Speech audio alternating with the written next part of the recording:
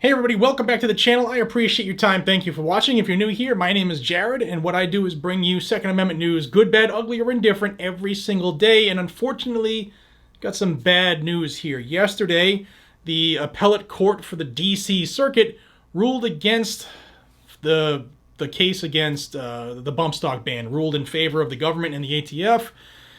And while this is an L, we took an L here from the statements by the attorneys on our side. Immediately after this decision, it does sound like they're going to appeal this. So it sounds like it's going to make its way down that road to the United States Supreme Court. I'm going to show you the decision. I'm going to touch on a couple of key points of it. But the key thing here is that the DC Circuit sided with the ATF in saying that because bump stock is like self-regulating, it thus meets the definition of a machine gun. And we all know that a slidey piece of plastic does not meet the definition of a machine gun. You can bump fire just about any gun with a multitude of different things. And I'm not going to say them all in this video because who knows, it might get me banned. But you can bump fire a lot of things. So are they saying that all of these items that can be bump fired are now machine guns too? That's a dangerous game to play, which is why Firearms Policy Coalition was part of this lawsuit, and they're fighting to keep. They're going to try to keep going, and they're going to appeal this case, it sounds like. And I also want to say there is another case going with Gun Owners of America, and that case is still going as well. Now, bump stocks were banned based off of the federal rule when Donald Trump pushed his Department of Justice to ban them because he didn't like them.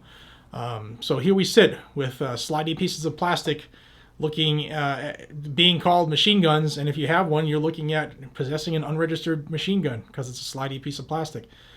Let's go to the decision here. So here's the first page. It's 29 pages long. I'm not going to go through the entire thing. I'm just going to go to the last couple pages here and point out a couple things that made my eyes bleed when I read this. Now, first off, this is a 3-judge panel, which means it'll probably be appealed en banc next.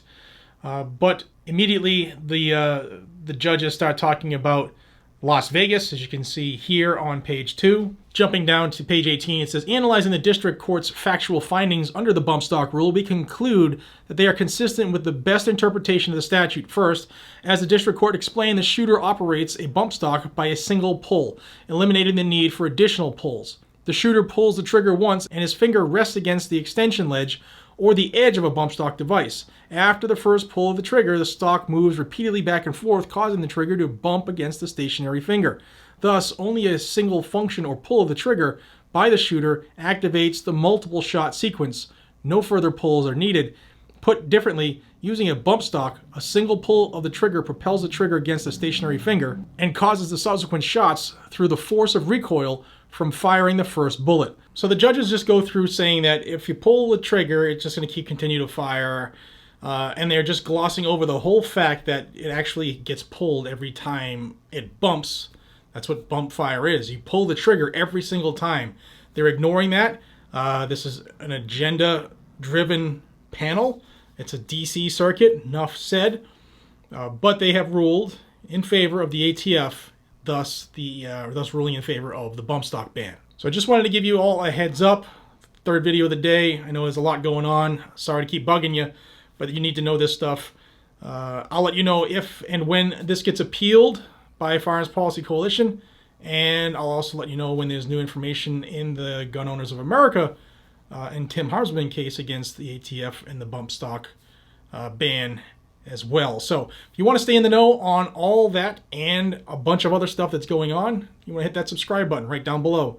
Hit the thumbs up button and share this with everybody you know so that more people know exactly how the government is looking to get rid of your rights to keep and bear arms, which they don't have the power to do. All right, guys, until we see each other again, be safe, stay vigilant, carry a gun to keep you, your friends, your family, your community safe. I will see you on the next one. Have a fantastic night. Take care.